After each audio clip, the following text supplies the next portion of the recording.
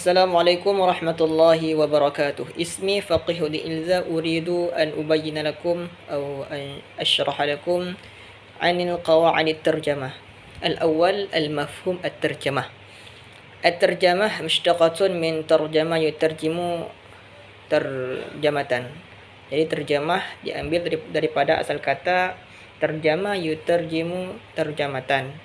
Kemudian terjemah menurut bahasa ialah hiya at-tafsir atau naql atau bayan. Terjemah menurut bahasa ialah menjelaskan atau memindahkan atau bayan.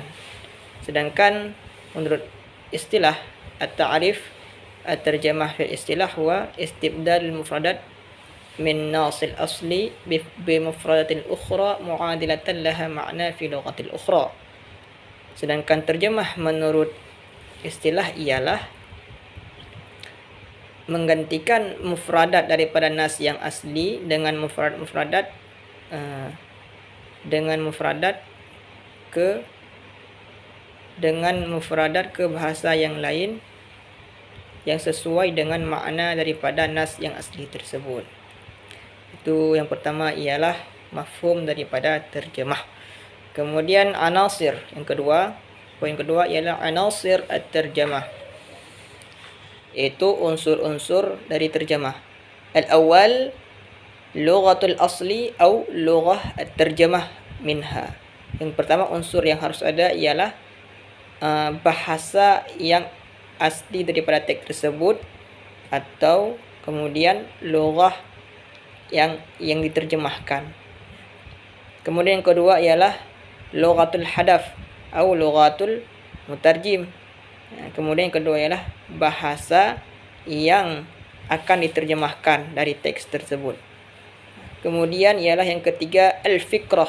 Salisa al-fikrah min anasir at-tarjamah, itu pesan dalam teks tersebut. Jadi dalam teks tersebut harus mempunyai fikrahnya ataupun pesannya yang akan diterjemahkan. Kemudian anasir yang keempat ialah huwa al-mu'adalah. Mu'adalah ialah kesatuan ataupun kecocokan ataupun sepadan dari suatu teks tersebut, sesuai, jadi bahasa tersebut sesuai dengan bahasa yang diterjemahkan pada teks aslinya. Thumma al-thalithah wa hiya anwa'ut tarjamah. Tanqasimu tarjamah ila tarjamatul harfiyyah aw lafdhiyyah ila tarjamah ma'nawiyah atau tafsiriyah. Al-awwal at-tarjamah al-harfiyah huwa naqal al-kalam min lughatin ila al-ukhra wa tura'i fi dhalika al-muhakkat al-asli fi 'adad kalimat wa nidamuha wa tartibiha. Yang pertama ialah poin ketiga ialah anwa' atau pembagian daripada terjemah.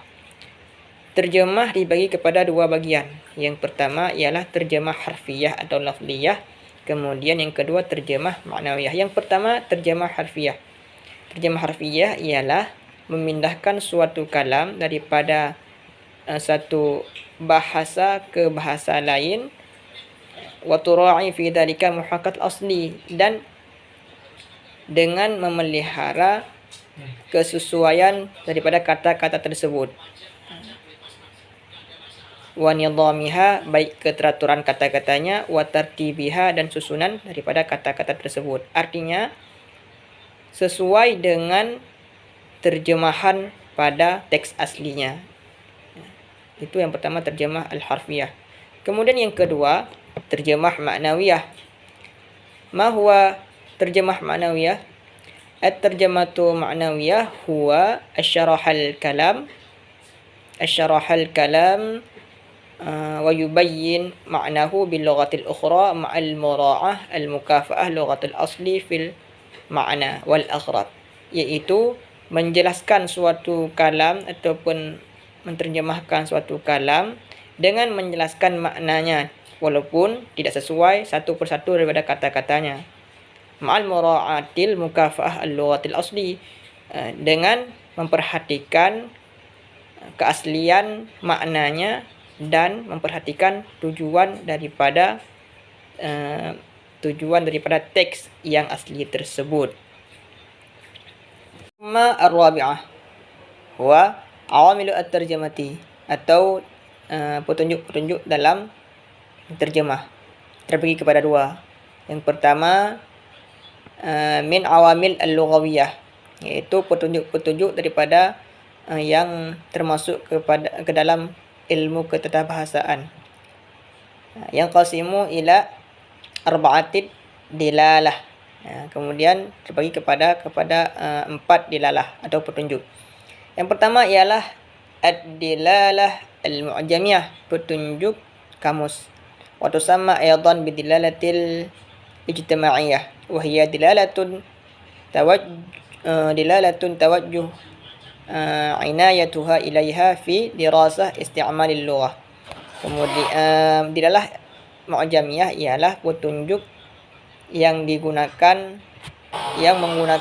kamus untuk membantu dalam menterjemah suatu terjemah. Kemudian yang kedua ialah harus mengetahui petunjuk kedua, dilalah sarfiyah. Dilalah tastamiddu an tariqis siyaghil wa bina'iha, yaitu petunjuk yang membicarakan tentang bagaimana pergantian atau pembagian siyak suatu kalimat dan susunannya. Jadi dalam dilalah ini mempelajari bagaimana kita mengetahui makna daripada satu siyak ataupun pergantiannya. Kemudian dilalah yang ketiga ad-dilalah an-nahwiyah. Petunjuk yang harus kita ketahui yang ketiga ialah petunjuk nahwu. Yahtammu nidamul jumlah al-arabiyyah aw handasah tartibiha khassan takunul jumlah yafhamu muraduha, yang mana yang mengharuskan mengetahui tata cara peletakan jumlah atau membuat suatu jumlah secara benar dan sesuai nahwu. Jadi dalam menterjemah harus mengetahui dilalah an-nahwi ataupun ilmu nahwu. Kemudian yang keempat ad-dilalah bil lughawiyah. Ad-dilalah tastamiddu an tariqil asalib al-mutanawwi'ah min al-bahar al-majaz wal qas wal kharij wa ghairi dhalika. Kemudian yang keempat ialah ad-dilalah balaghiyah, iaitu petunjuk yang membahas di dalamnya bagaimana tentang balaghah suatu teks ataupun suatu bacaan. Jadi harus mengetahui ilmu-ilmu balaghah yang terdapat dalam teks tersebut. As-sadisah al-wajibat atau syurut al-mutarjim. Kemudian yang keenam ialah kewajiban atau syarat-syarat yang harus ada pada orang menterjemah. Yang pertama ialah ayyakuna aminan fi naqli aw ifkar al-waridah fi qit'atil asliyah. Al-awwal as-sani ayyakuna a'lamun nas bil lughatil mustahdifah. Summa al-thalithah yanbaghi an yakuna mutakhassisan fi al-mawdi' alladhi yutarjimu fihi. Summa ar-rabi'an wa an yadhharu qit'atal mutarjamah بنفس الروح أو قطعة الأصلية. والخامس وأن يفهم شخصية المؤلف تمام الفهم. Kemudian syarat-syarat daripada terjemah ialah yang pertama haruslah diterima oleh akal pikiran. Kemudian yang kedua harus mengetahui lughah atau bahasa asli, harus benar-benar mengetahui bahasa asli tersebut. Kemudian yang ketiga, sepatutnya untuk bahawasanya mengkhususkan kepada tujuan atau maudhu' yang diterjemahkan tersebut. Kemudian yang keempat, ayat haru al-qit'ah at-terjemah, yaitu memperjelas potongan-potongan terjemah yang sesuai dengan minafsir ruh al-qit'ah asliyah, sesuai dengan yang asal tersebut, bacaan yang asli. Kemudian wa ayyufhama syakhsiyah al-muallif at-tamam al-fahm. Artinya bahwa mengetahui tentang pembuat teks tersebut, muallif tamam al-fahmi, dan benar-benar mengetahui. Summa as-sabi'ah. Kemudian yang ketujuh daripada poin tentang qawaid terjemah, al-asalib at-terjemah, iaitu teknik terjemah. Dia terbagi kepada 3. Yang pertama, al-im'an fil qira'ah an-nas bisihah at-tahlil as-siyaq al-kalimah. Al-thaniyan isti'ab al-fikrah likai nafham an-nas al-muradu terjemah ba'da an naqra'aha bil-im'an. Falaysa min al-hikmah an tarjimah qit'ah ajizna an fahmiha.